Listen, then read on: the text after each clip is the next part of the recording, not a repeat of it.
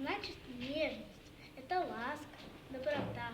Мама, это безмятежность, это радость, красота.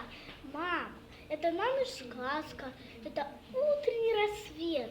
Мама, в трудный час подсказка, это мудрость и совет. Мама, это зелень